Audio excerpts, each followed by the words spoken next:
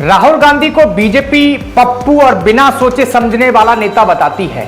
यह बोलकर उन्हें खारिज कर देती है कि उनके पास नेहरू गांधी परिवार में पैदा होने के अलावा कोई उपलब्धि नहीं है। लेकिन आज उसी राहुल गांधी को चुप कराने और सत्ता से बेदखल करने के लिए बीजेपी पूरा प्रयास कर रही है। बीजेपी और उसके नेता ये तर्क देंगे कि सूरत की एक अदालत के फैसले का सरकार से कोई लेना देना नहीं है।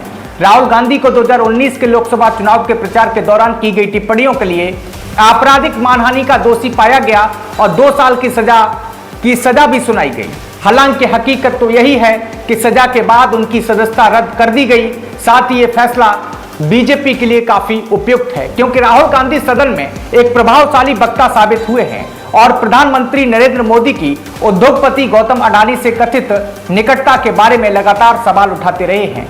यह जानकर आपको आश्चर्य होगा कि किसी व्यक्ति को 2 साल की सजा भ्रष्टाचार के लिए नहीं, धोखेबाजी तरीके से बिजनेस चलाने के लिए नहीं, टैक्स पेयर्स के अरबों रुपए से लेकर विदेश भागने के लिए नहीं, बल्कि चुनावी सरगर्मी के दौरान विपक्षी राजनीतिक दलों के खिलाफ कुछ मौखिक बयानों के लिए दी गई है। हाल के ही दिनों में देखा गया कि राहुल गांधी कुछ भी कहते हैं उसके लिए बीजेपी उन पर हमलावर हो जाती है।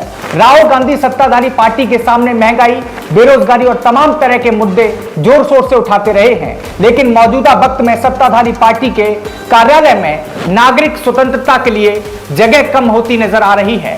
7 फरवरी को संसद में राहुल के चुभने वाले भाषण को निकाल दिया गया था। इसमें प्रधानमंत्री नरेंद्र मोदी पर हमला था, यानी कि भाषण के उन हिस्सों को स्थायी रूप से संसद के रिकॉर्ड से हटा दिया गया जिसे और कोई मीडिया इस पर रिपोर्ट नहीं कर पाएगा। इतना ही नहीं, राहुल गांधी के खिलाफ एक भ्रामक, असंसदीय और अपमानजनक बयान देने का आरोप लगाते हुए एक विशेषाधिकार प्रस्ताव लाया गया था। आरोप लगाया गया था कि उन्होंने प्रधानमंत्री को लेकर अपशब्द बोले हैं। इस तरह के कदम निश्चित तौर पर संसदीय राजनीति का हिस्सा हैं। हालांकि यह मंशा स्पष्ट रूप से जाहिर है, साफ तौर पर इनकी मंशा दिखाई दे रही कि राजनीतिक नेता की आवाज दबाने की थी, जो एक विवादास्पद उद्योगपति के साथ सरकार के संबंधों के बारे में महत्वपूर्ण सवाल उठा रहे थे। सरकार ने इस मुद्दे पर संयुक्त संसदीय समिति गठित कर जांच करने से इनकार कर दिया। राहुल गांधी के खिलाफ हमलों की बौछार जारी है। इस महीने की शुरुआत में जब राहुल गांधी ने ब्रिटेन में भारत के लोकतांत्रिक संस्थानों के कमजोर होने पर बयान दिया था तो बीजेपी भड़क उठी। भारत के आंतरिक मामलों में विदेशी हस्तक्षेप की मांग का आरोप लगाकर उनकी चौतरफा आलोचना की गई और ये एक घोर झूठ था, क्योंकि राहुल गांधी ने स्पष्ट रूप से कहा था कि समस्या भारत की अपनी है, लेकिन दुनिया को इसके बारे में पता होनी चाहिए। फिर भी उनकी टिप्पणी पर ऐसा बवाल मच गया। सत्ता पक्ष के लोग विरोध के साथ संसद की 2 दिनों के लिए संसद जो है वो ठप कर दी गई। साथ में मांग की गई कि राहुल यूके में दिए गए बयानों के लिए माफी भी मांगे। आपको बता दें, बीजेपी दावा करती है कि राहुल गांधी नरेंद्र मोदी के सामने अप्रासंगिक और चुनौती न दे सकने वाले नेता हैं। इसके बावजूद राहुल गांधी को बदनाम करने का एक भी मौका पार्टी नहीं गंवाती है। सच तो यह है कि राहुल गांधी की तेजी से देखा और सुना जा रहा है ये प्रक्रिया 3500 किलोमीटर से अधिक और 4 महीने लंबी भारत जोड़ो यात्रा के साथ शुरू हुई। 2014 में नरेंद्र मोदी जी और बीजेपी को वोट देने वाले कई लोग अब राजनीतिक नेता के रूप में उनकी परिपक्वता और उनकी ईमानदारी और प्रतिबद्धता को स्वीकार करते हैं।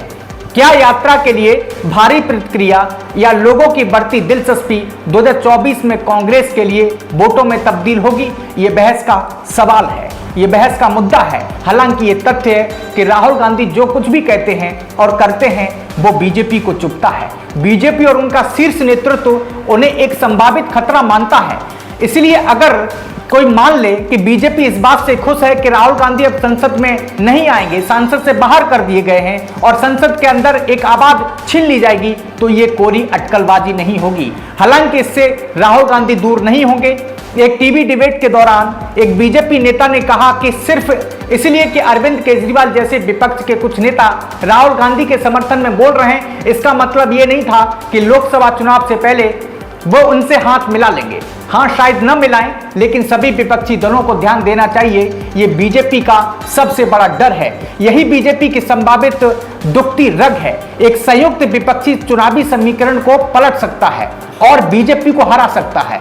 कांग्रेस एक व्यवहारिक आधार हो सकती है जिसके चारों ओर विपक्ष 24 से पहले एक साथ आ सकता है। बीजेपी इस तथ्य पर भरोसा कर रही है कि अलग अलग विपक्षी दलों के बीच छोटी प्रतिद्वंदता और महत्वाकांक्षाएं उनको एकजुट होने से रोकेंगी, लेकिन कभी कभी असंभव मानी जाने वाली स्थिति भी संभव हो जाती है और सबसे अप्रत्याशित राजनीतिक गठजोड़ हो जाते हैं।